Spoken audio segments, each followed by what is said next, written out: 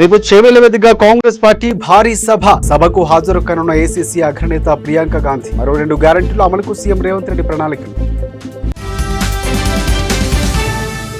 నేడు విచారణకు హాజరు కాలేరని సీబీఐకి కవిత లేఖ, వర్చువల్ గా విచారిస్తే సమాధానం ఇస్తారని లేఖలో పేర్కొన్న కవిత.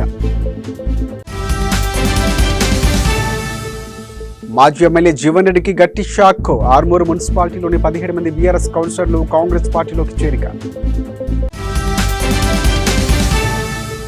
పెద్దపల్లి జిల్లాలో సింగరేణి ఉద్యోగి రికార్డు, ఏకంగా 5 ప్రభుత్వ ఉద్యోగాలు సాధించిన లెనిన్.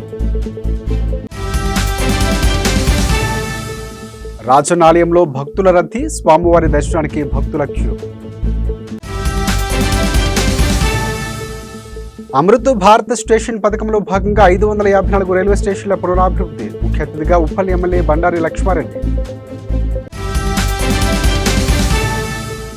మెదక్ జిల్లా మూసాయిపేట మండలం వద్ద రైతులు ఆందోళన, గ్రామంలో ఎలాంటి భూ పరిశీలన చేయవద్దంటూ నిరసన. మహబూబాబాద్ జిల్లాలో నకిలీ విత్తనాలు కలకలం, ఆందోళనకు దిగిన రైతులు రాస్తారోకో. కుప్పంలో సీఎం జగన్ పర్యటన, కృష్ణా జలాలకు పూజలు చేసి నీటి విడుదల. ఢిల్లీలో రైతులపై పోలీసులు కాల్పులపై సిపిఐ నిరసన, రాస్తారోకో, చెలో కలెక్టరేట్ నిరసన కార్యక్రమాలకు పిలుపు.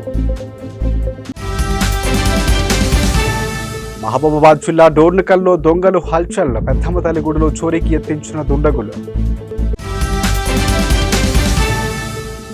కాగజ్నగర్లో గుప్త నిధుల తవ్వకాలు, అర్ధరాత్రి 12:30 తవ్వకాలు జరుపుతుండగా గుర్తించిన స్థానికులు.